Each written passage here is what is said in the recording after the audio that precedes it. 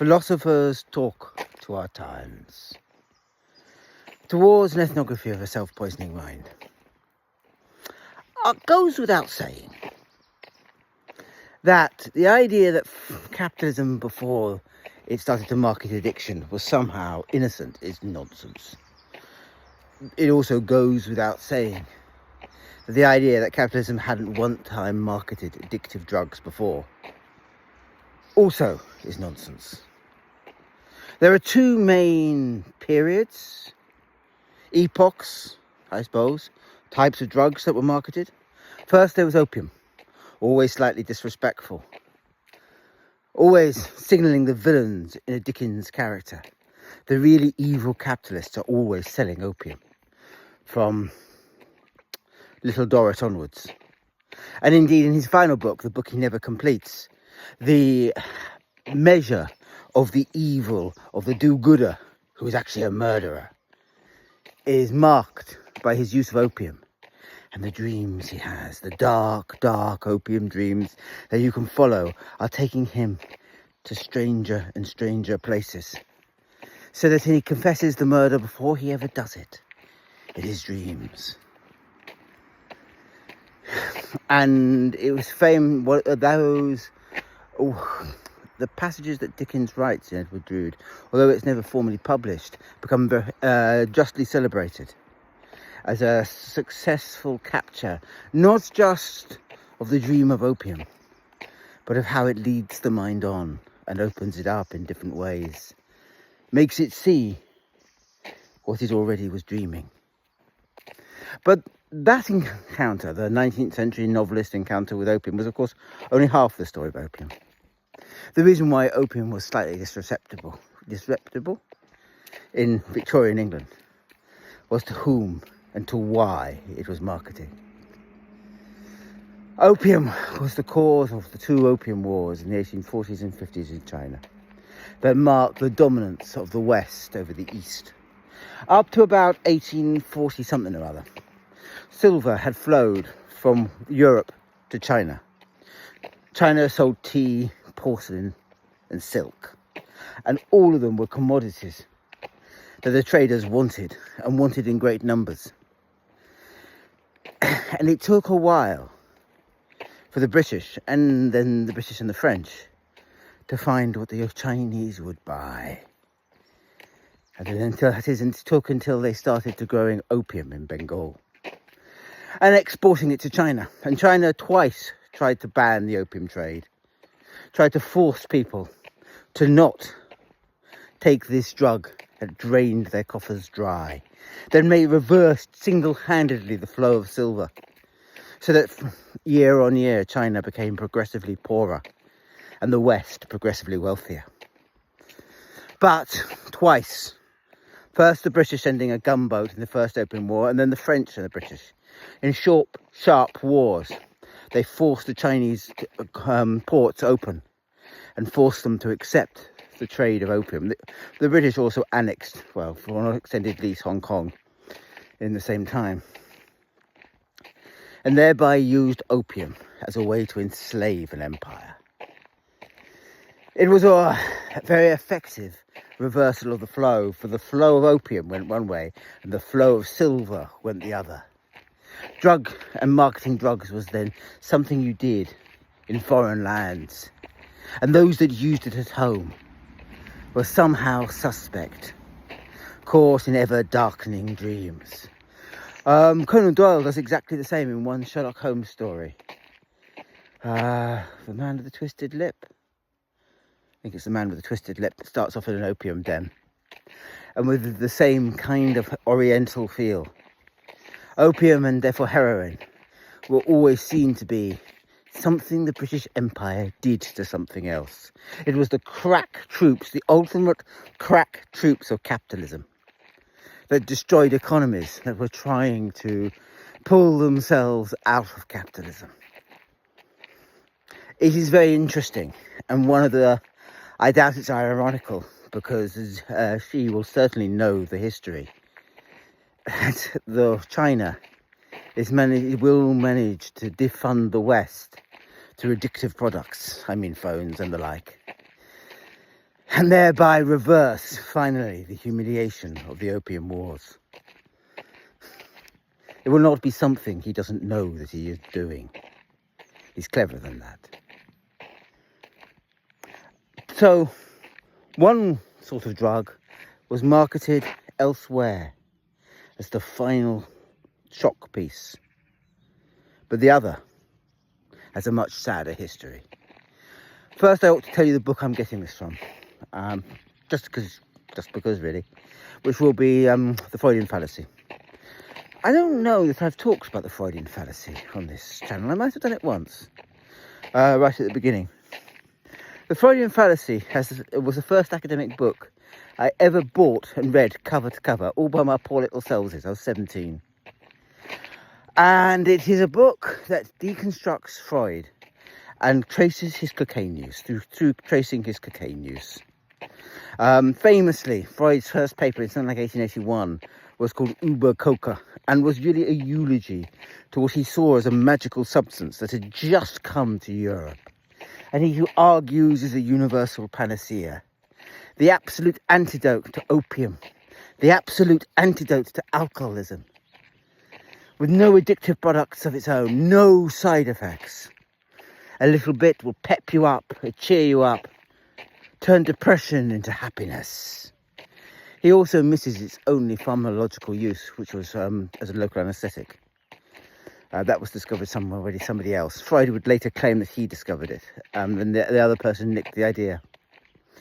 But it wasn't true if you read the letters. Freud then becomes a pusher for cocaine.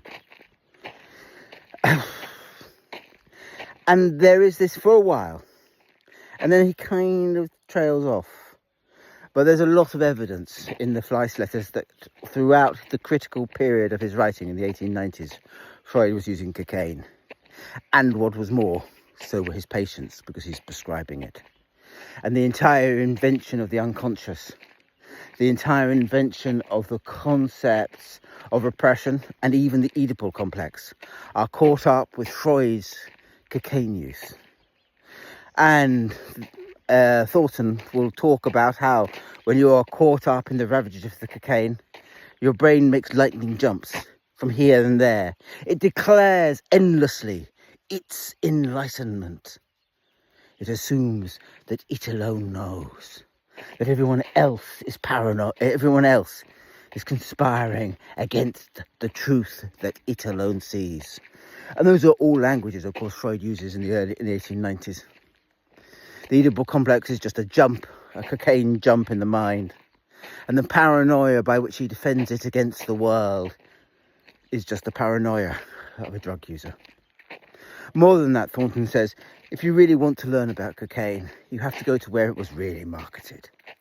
To the 1890s in America, where cocaine was purer. And it hits the market, an innocent market in the 1890s, and becomes caught up in endless companies. Not just the German Merkel companies, who are the German chemical companies who are marketing it in Europe as a medicine. In America, it gets marketed as a heal, as an absolutely everything, as a cure to temperance, as a pep up, and goes into baby milk.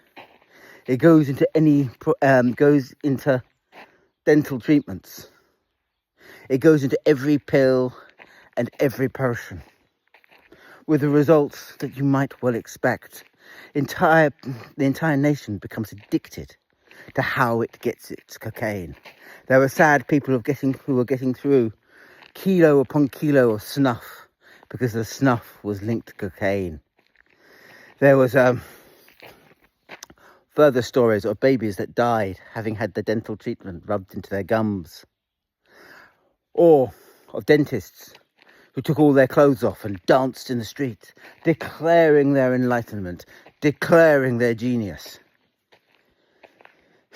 And endless tales of hysteria, of women who'd been prescribed too much cocaine and then went mad. And this entire myth of feminine hysteria is caught up, Thornton argues, within cocaine use in the 1990s, as it was prescribed to cheer up those who felt depressed. And then they were caught in the ravages of withdrawal and need The cocaine here was not being marketed as an addictive drug, and it's interesting to compare it with the opium, which is just a little bit before, but comparable. Opium was marketed as a ram.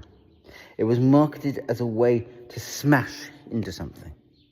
Cocaine was marketed as a pick-me-up.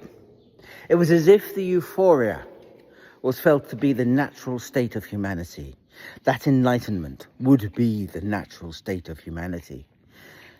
And when they created what it creates, so kickback, withdrawal, need, and no real enlightenment, only a collapse of a social order that can no longer contain itself in the face of its own drug use, people started to regulate cocaine. And I think the cocaine laws are right at the beginning of the 20th century in America. They start to regulate it and to ban it as a product because they didn't want the effect. And forever, for all, it made people addicted to products like Coca-Cola. That addiction came at such a cost that the entire state went against it. Except, of course, it didn't quite. I have friends and friends of friends who were once in the traveller communities, and their line on cocaine was there were two sets of people who really took it. There was their community, and of course there was the rich city traders who still take it to this day. And a lot of city trades, it seems to me, rural France looking on, but who I've always looked on throughout my life because I'm vaguely interested in it, are cocaine-fueled delusions of people who are declaring their enlightenment. And there are various American, very wealthy, perhaps the most wealthy entrepreneurs who you wouldn't be surprised had an enormous cocaine habit. You could almost see the white powder on their shoulders from time to time. And it is the way to understand. It's the way to understand their behaviour. Sometimes they've had it and sometimes they've not. So that cocaine stalks capitalism, and still does. If you had told, if for instance, the evidence of the drug use, the cocaine use in loos used by the Tory party had been directly traced to various Conservative MPs, I'll let you work out which ones. Nobody would have surprised. This was around the time of Brexit and Boris Johnson's premiership. There was endless slight allegations in the margins of cocaine. For cocaine is how you cope, how you declare delusion, how you become the world king. And so here you have two different stories of two different excursions into drug use by capitalism. And fascinatingly, two different reactions. Opium was what you did to somebody else. Cocaine was what you did to yourself. Opium was therefore deliberately marketed to be addictive, to catch people up in the delusion. Cocaine, it wasn't. It was marketed to heal and to help, and the madness that it brought came as an extra. And the fact that it led to no universal vision was a truth that was hard learned. And how does this relate to where we are? Well, once again, we are deliberately marketing addictive products. And the addictive products are marketed because they are addictive. So we are marketing those who, the computer tech billionaires who do not allow their children on phones, are marketing to children something they know that is deliberately addictive. So they are marketing them as if they were different. They're marketing them as the cocaine, as the opiums, as opium was once marketed to the Chinese. And there is a real sense that one of the ways you have to understand this current form of capitalism is that we are being colonial to ourselves. We treat our own people. Those in charge treat us very much as if these were colonial times and we were resources to be used, to be hooked on drugs. And yet, of course, cocaine is all, and yet, of course, phones for ourselves, for all of us who use them, feel more like cocaine. The addiction is something we're barely aware of. We do it because they make us feel enlightened. They make us feel like we are the champ. They make us feel like we could cope with the world in which we live. Capitalism, yes, has always been caught up with drugs. It's always been caught up within delusion. Back in the end of the 19th century, that there was a line drawn so that you were no longer deliberately allowed to market that delusion. It became clandestine, hidden, that quiet, secret capitalism that Dorothy Sayers in Murder Must Advertise notes so very well. The perfect businesses that were mafiosa, that were illegal, that sponsored the cities and the high gents and the beautiful people of her day. And yes, it was illegal, and that was the point. It was somehow beyond the pale. But first with food, and second with phones, and with the entire technology, the entire move towards AI, once again, addictive products are deliberately being marketed. And this time they're being marketed both as opium and as cocaine. As an opium that is designed to be addictive, and as a cocaine so that we can all, us who use them, declare our enlightenment and somehow think we are so special. Because it is that illusion of specialness, of course, that is the marketing ploy, that is the feeling of addiction that catches it in its untruth, that allows it to strip us of our reality and any possibility of money, and creates the endless flow of wealth from the poor to the wealthy and never down again. A system that a fact that if we don't free ourselves from that delusion, go back to the early 1900s and those laws that outlawed cocaine in America will catch us in a delusion.